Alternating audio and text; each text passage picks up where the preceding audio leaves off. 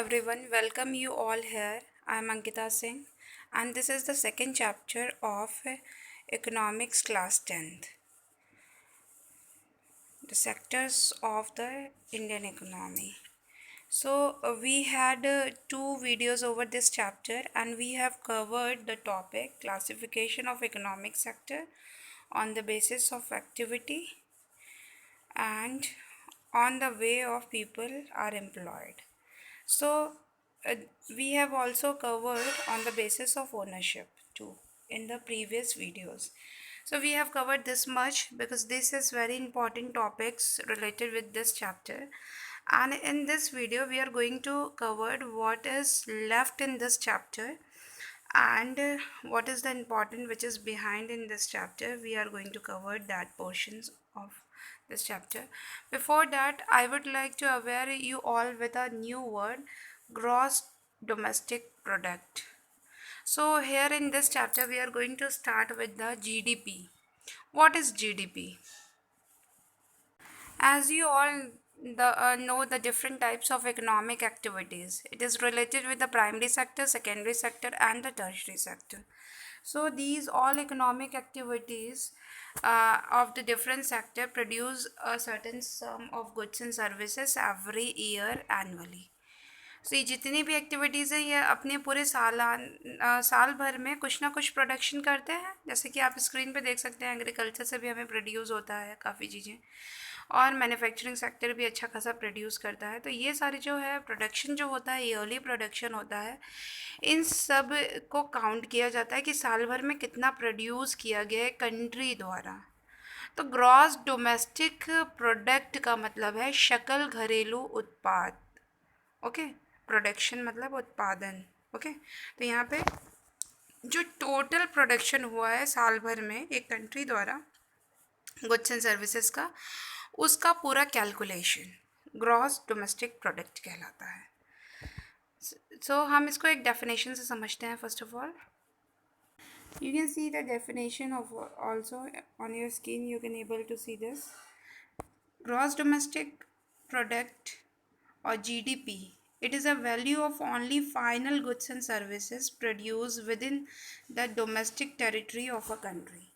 ये जो है फाइनल गुड्स एंड सर्विसेज मतलब रॉ मटेरियल की बात नहीं हो रही है, जो final goods and services produce हुआ है पूरे साल भर में एक कंट्री द्वारा, वो उसकी बात की जा रही है। जो भी प्रोडक्शन करती है एक कंट्री साल भर में फाइनल गुड्स को, जो कंज्यूमर कंज्यूम करता है, उसको कहते हैं GDP. Okay dear student, so I guess that you can understand with the help of this definition.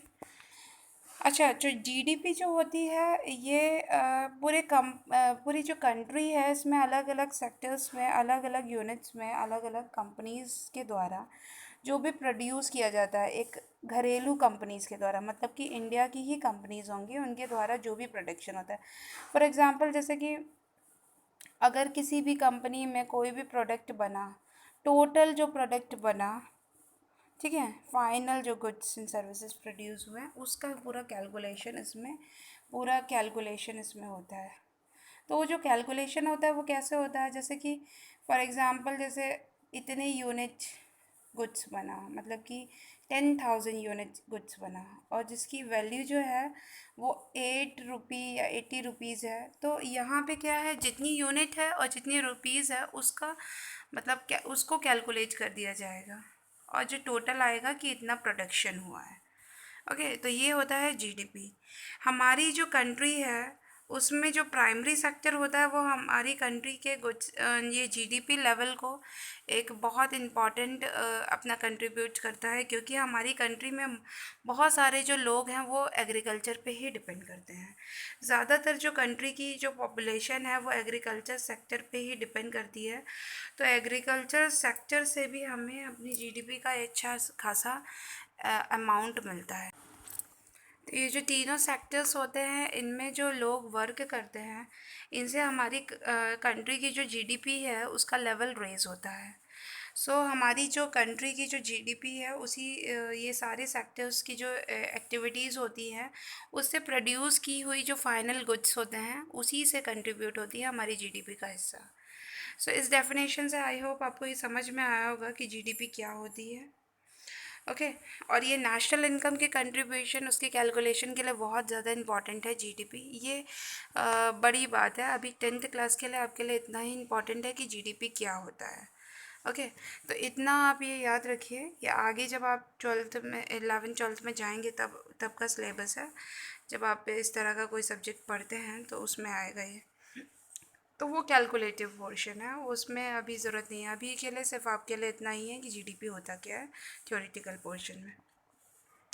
So next dear student, हम देखते हैं कि हमारी जो कंट्री है इसमें अलग अलग सेक्टर्स का बहुत बड़ा कंट्रीब्यूशन है लोगों के एम्प्लॉयमेंट जनरेशन के लिए।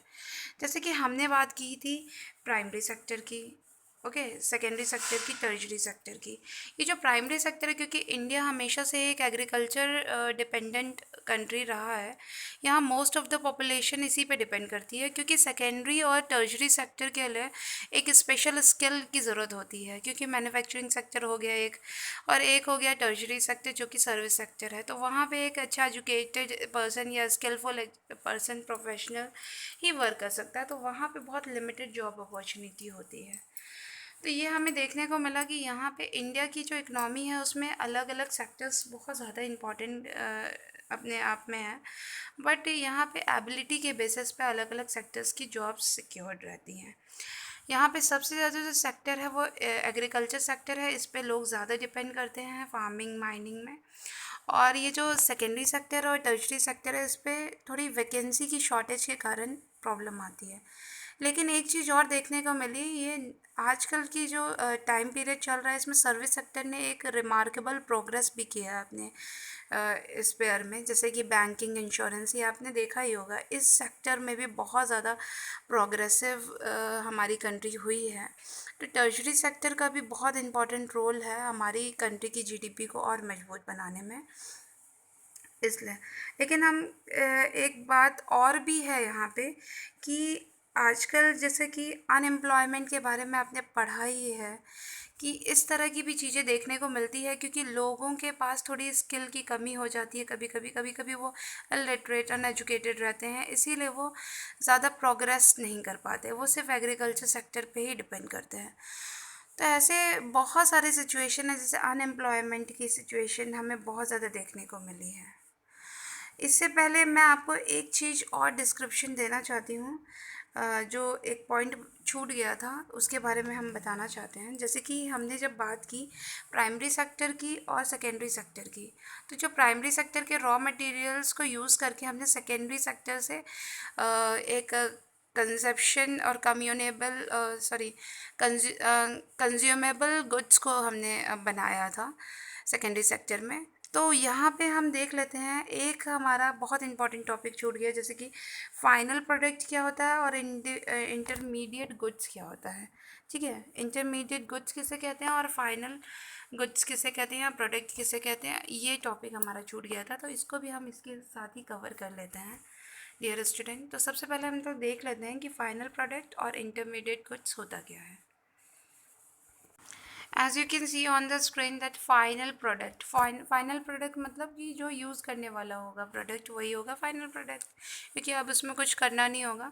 सो it is a goods which are ready for consumption. ये ऐसे गुड्स होते हैं जिनको कंज्यूम किया जा सकता है अब डायरेक्टली, जैसे कि ब्रेड हो गया, सोप हो गया, एडिबल ऑयल हो गया, ये सब क्या होते हैं, बने बनाए प्रोडक्ट होते हैं जिनका अब डायरेक्टली कंज्यूम किया जा सकता है। अब इनसे हम इसको खाने के लिए डायरेक्ट कंज्यूम या यूज़ कर सकते हैं डायरेक्टली। ओके, सो ये होता है final product. Now intermediate goods क्या होता है। Yes dear student, as you can see that all goods which are use as raw material for further production of goods or for resale in the same year is known as intermediate goods. Like जैसे कि यहाँ पे जो भी goods होते हैं, जैसे कि अगर मैं एग्जांपल आपको दूँ वीट का दे देती हूँ। वीट जो है वो रॉ मटेरियल है और वो फ्लोर मिल में जाएगा तो वो आटा बनेगा। उसके बाद उसका यूज़, उस आटे का यूज़ ब्रेड को बनाने में के लिए किया जा सकता है। तो ये क्या है, ये इंटरमीडिएट गुड्स है। जो वीट हो गया या वीट फ्लोर हो गया वो क्या हुआ, इंटरमीडिएट गुड्स हो गया, जिसको एक रॉ मटेरियल के लिए यूज़ किया जा सकता है। मतलब कि वीट गेहूँ से आटा बनाने के लिए उसको एक रॉ मटेरियल है गेहूँ, उससे आटा बना। फाइनिश गुड्स क्या हुआ, आटा। तो ये क्या हुआ, एक रॉ मटेरियल का भी काम कर रहा है। अब वो जो आटा बना, जो फाइनल गुड उसका बना है आटा, उससे हम चपाती भी घर में बना सकते हैं और चाहे तो ब्रेड भी बना सकते हैं। तो मतलब वो जो फ्लोर है वो क्या है, व्हीट फ्लोर क्या हुआ, वो ब्रेड के लिए रॉ मटेरियल भी है, मतलब कि उसको वापस से रीसेल भी किया जा रहा है। हम तो ख़रीद के घर पे ले आते हैं तो हम अपने कंजप्शन के लिए यूज़ करते हैं, लेकिन उसी आटे को, जो गेहूं से आटा बना है, उसी आटे को दूसरे लोग ब्रेड बनाने के लिए, बड़ी बड़ी कंपनीज ब्रेड बनाने के लिए ख़रीदती भी हैं। तो मतलब कि यहाँ जो डेफिनेशन क्या कह रही है, all goods which are use as a raw material for further production of goods, raw material है के तरह से यूज़ होता है ताकि दूसरे गुड्स को प्रोड्यूस कर सके या तो फिर रीसेल कर सके उसी चीज़ को, ठीक है। तो वो होता है इंटरमीडिएट गुड्स। अब हम देखते हैं इन दोनों में डिफरेंस क्या होता है।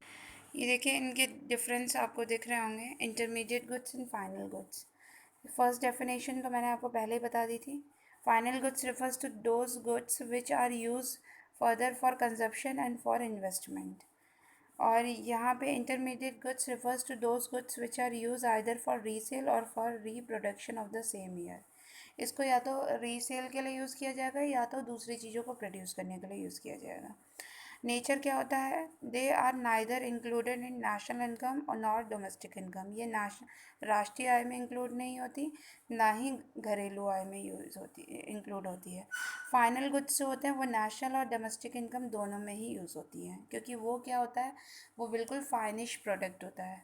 साल भर में जो कंट्री ने एक फाइनल गुड्स, मतलब कि जिसको हम कंज्यूम कर सकते हैं डायरेक्टली, अब उससे कुछ नहीं बनना, तो वो गुड्स जो होता है कंजप्शन के लिए, वो जो गुड्स है वो होता है फाइनल गुड्स। ओके, सो यहाँ पे they have a derived demand as their demand depends upon demands for final goods. ये जो होते हैं ये डिमांडेड रहते हैं क्योंकि इनकी जो डिमांड्स होती है वो फाइनल गुड्स को प्रोड्यूस करने के लिए होती है। और इसमें क्या है, ये डायरेक्ट डिमांड्स होते हैं, इसमें डायरेक्टली अपनी नीड्स को सेटिस्फाई करने के लिए हम लोग यूज़ करते हैं। मतलब अब इससे ऐसा नहीं है कि किसी को रीसेल या कुछ और प्रोड्यूस करना है, ये हम अपने कंजप्शन के लिए यूज़ करते हैं। और इससे क्या होता है, इंटरमीडिएट गुड्स है, इससे और कुछ बनते रहते हैं चीज़ें, ठीक है। Value addition, they are not ready for use, ये रेडी फॉर यूज़ नहीं होते, ये किसी और चीज़ को प्रोड्यूस करने के लिए यूज़ किए जाते हैं। और ये फाइनल गुड्स क्या होते हैं, क्योंकि वो फाइनल होते हैं, वो रेडी फॉर यूज़ होते हैं। Production boundary, they are still within the production boundary.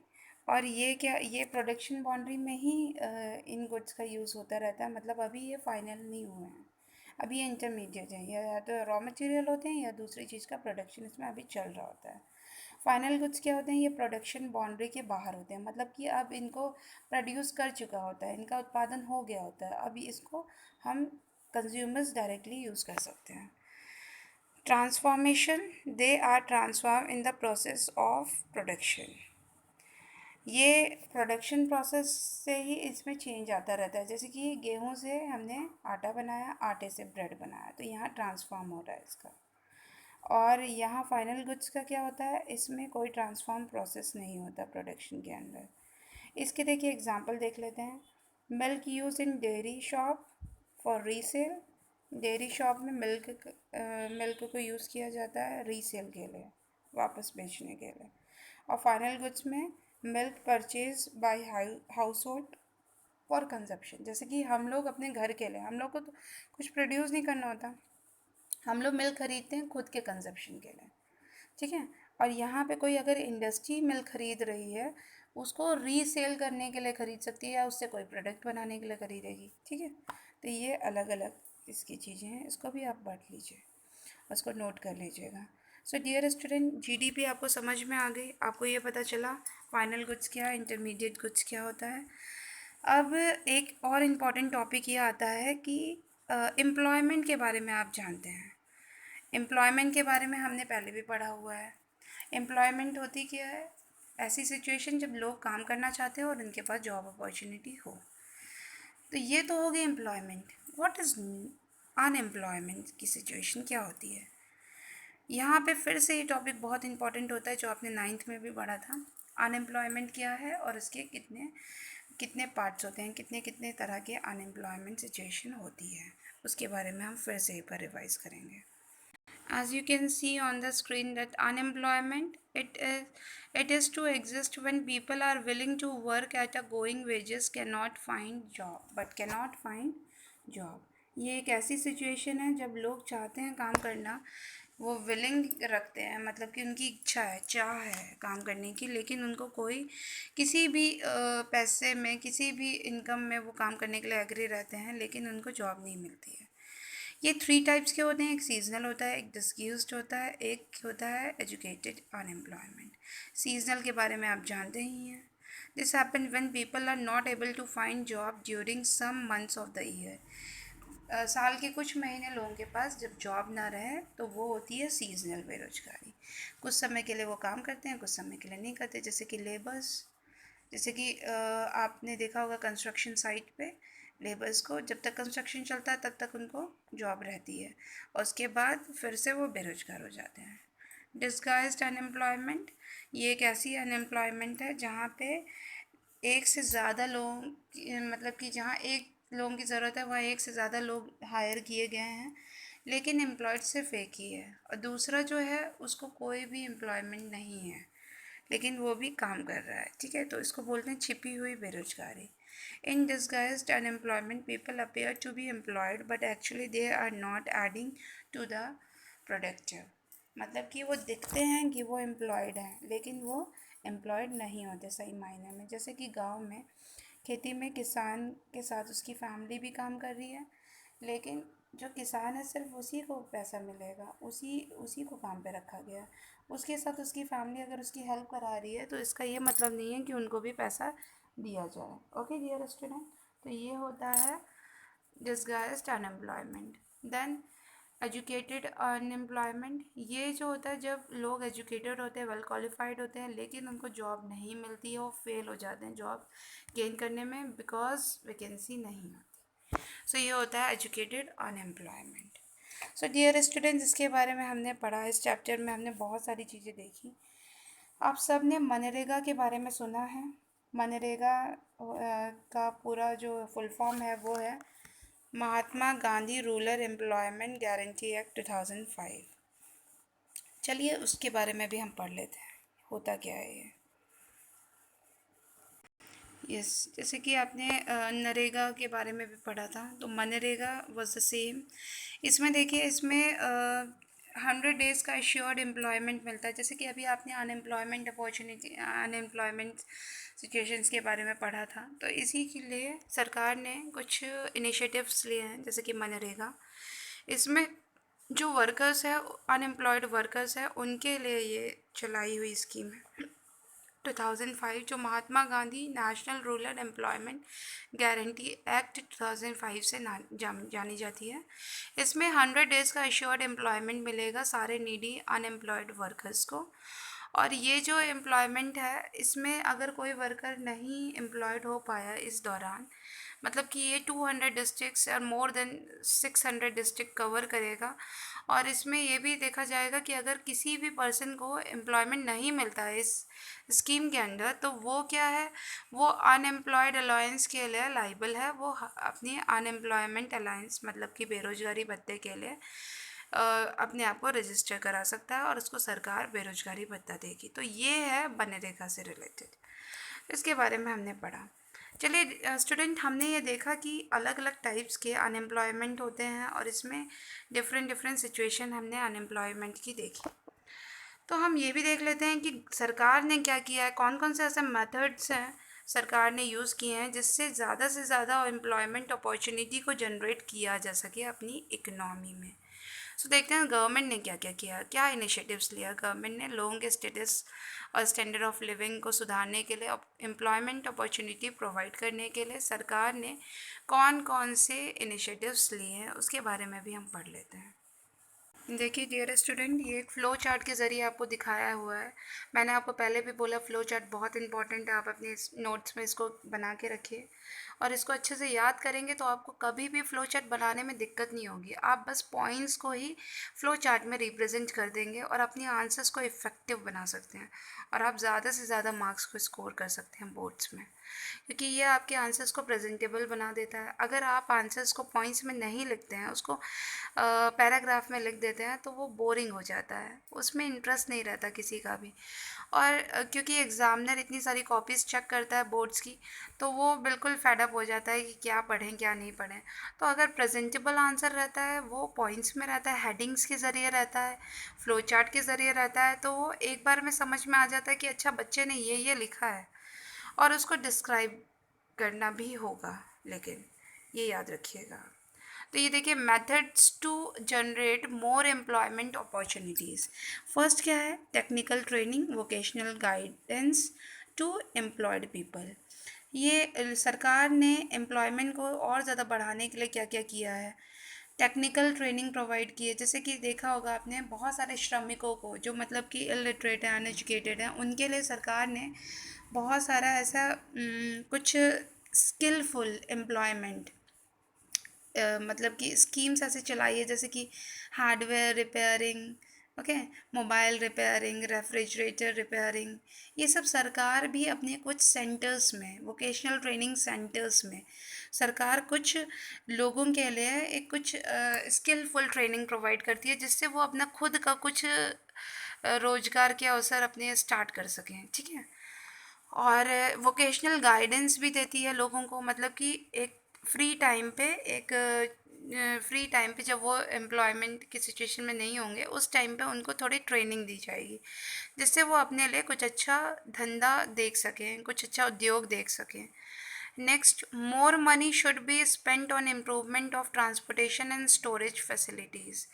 यहाँ पे सरकार ज़्यादा से ज़्यादा मतलब कि स्पेंड करना चाहिए, इसको पैसे, इसको ऐसा बजट बनाना चाहिए जिसमें ट्रांसपोर्टेशन और ये जो प्रोडक्शन की जो स्टोरेज होती है, जो एग्रीकल्चर प्रोड्यूस होती है, उसकी स्टोरेज में ज़्यादा पैसे खर्चा करना चाहिए, जिससे एक लॉन्ग टर्म बेनिफिट मिल सके और एक अच्छा खासा मतलब कि वे ऑफ ट्रांसपोर्टेशन भी मजबूत रहे, जिससे लोगों को ज़्यादा से ज़्यादा एम्प्लॉयमेंट अपॉर्चुनिटीज़ प्रोवाइड की जा सके।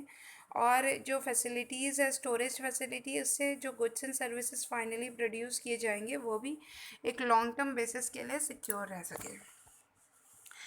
और यहाँ पे by building more dams and providing canals water, employment can be generated in agriculture sector. यहाँ पे ज़्यादातर नहरें बनाने का काम या डैम्स बनाने का काम, ठीक है। और इससे क्या होता है, एम्प्लॉयमेंट की अपॉर्चुनिटी इंक्रीज़ होती है, जैसे कि डैम्स बनेंगे, कैनाल्स बनेंगे, वाटर कैनाल्स बनेंगे, तो इससे क्या होगा, लोगों को रोज़गार का अवसर मिलेगा। फिर providing cheap credit facility and crop insurance to the farmers. इसमें फार्मर्स के लिए एक इजी क्रेडिट, मतलब कि लोन फैसिलिटी अवेलेबल कराएगी सरकार, जिससे वो सस्ते दामों में, दरों पे, रेट्स पे क्रेडिट ले सकें, लोन ले सकें, जिससे वो अपनी एग्रीकल्चर सेक्टर्स को और ज़्यादा मजबूत बना सकें। और क्रॉप्स का जो उनका प्रोड्यूस होता है, ईयरली प्रोड्यूस, उसके लिए भी इंश्योरेंस की स्कीम होनी चाहिए फार्मर्स के पास, जिससे अगर किसी साल फसल सही नहीं हुई तो उनको उसका पूरा एक क्लेम मिल सके इंश्योरेंस के थ्रू। और फिर नेक्स्ट क्या है, the government should provide loan at cheap rate for startup campaign. Government को छोटे मोटे व्यापार व्यवसाय करने के लिए लोगों को एक चीप रेट में लोन्स भी अवेलेबल कराना चाहिए। एक लोन तो credit facility for the agriculture sector होता है, जैसे किसान क्रेडिट कार्ड, उसमें क्रेडिट फैसिलिटी सिर्फ एग्रीकल्चर लोन को, और उसमें इंश्योरेंस भी देना चाहिए, जैसे कि हमने एक चैप्टर में अभी पढ़ा था। ठीक है। और यहाँ पे नेक्स्ट क्या है, लोन्स मिलना चाहिए किसके लिए, उनके कुछ स्टार्टअप कैपिटल के फॉर्मेशन के लिए। कोई भी अगर छोटा मोटा धंधा वो स्टार्ट करना चाहते हैं, कोई भी व्यवसाय करना चाहते हैं, छोटी मोटी दुकान रखना चाहते हैं, तो उनको उस दुकान को रखने के लिए जो फंड की ज़रूरत है, वो भी गवर्नमेंट इशू कराए कम रेट्स पे। ओके।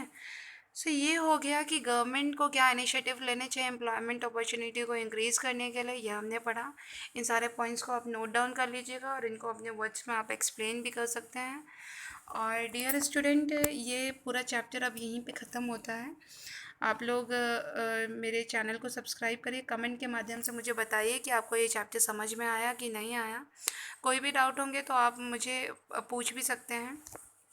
और ये चैप्टर आपका पूरा कंप्लीट हो गया। आप भी इसको पूरा कवर अप करिए, पूरे पार्ट्स को अच्छे से वॉच करिए, देखिए, मेरे साथ जुड़े रहिए ताकि आपको नेक्स्ट अपलोड्स आपको मिलते रहें साथ ही साथ। Okay dear student, thank you for watching. Take care and keep learning. Thank you everyone.